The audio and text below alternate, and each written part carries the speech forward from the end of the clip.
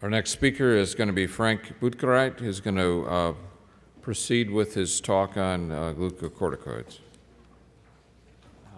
Ladies and gentlemen, dear colleagues, what I really would like to do is to continue at exactly that point where we were stopping about 1 hour ago.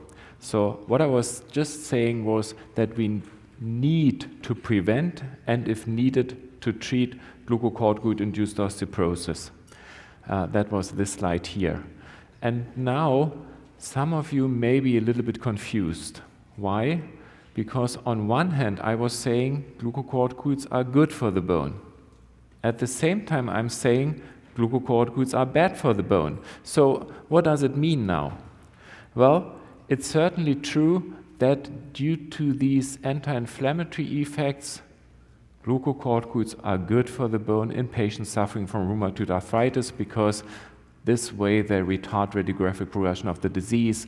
They do reduce the periarticular demineralization and so on. But at the same time, it's also true, and that is what I was focusing on, that they can induce osteoporosis, sometimes very severe forms. So what we do have is what we sometimes call a Janus head-like behavior. And my last key message here in this regard is there is actually what we call a magic triangle.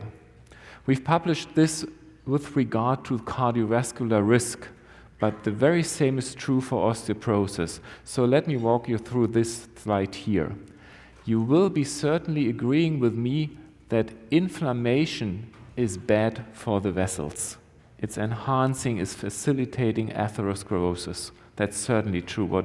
It doesn't matter what sort of inflammation you have. Every type of inflammation is bad for the vessels, is enhancing atherosclerosis, is changing the lipid profile, finally increasing the rate for myocardial infarction, stroke, and so on. That's certainly clear.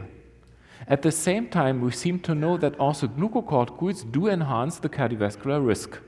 I'm not going into that one as I did for glucocorticoid-induced osteoporosis, but there are certain arguments to assume that glucocorticoids per se do produce some risks for our cardiovascular system. However, the third thing in the game is that one here, and that is why we are calling this the magic triangle, because we know that glucocorticoids are capable of reducing inflammation, thereby reducing the negative effect of inflammation on the cardiovascular system, and as said, it could be easily also here bone or osteoporosis.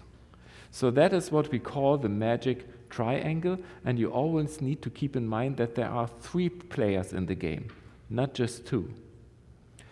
And if we come back to this slide here, how can we get out of that problem? How can we really be rather on this side here than on that side here? If both things are existing, we need to have measures to bring us rather on this side here than on that side. That's true for osteoporosis, but also for the other adverse effects I was mentioning.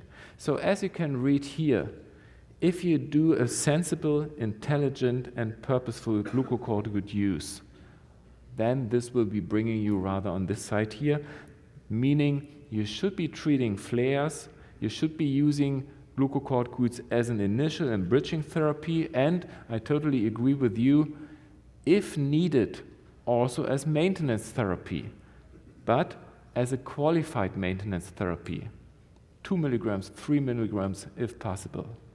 And again, give it as much and as long as needed and as little and as short as possible. If you do the opposite, if you make use of an uncritical long-term glucocorticoid use, which is not really necessary to help to control the disease, if your glucocorticoid usage is really too high and if your treatment lasts too long, then certainly you will be brought on that side here. So again, it brings us to what I was always saying here as a key message. A sensible use of glucocorticoids is needed, and if you do so, you are doing good things to your patient. Now, the last thing I need to add, that was here the recommendation number 7. Patients treated with glucocorticoids and concomitant NSAIDs should be given appropriate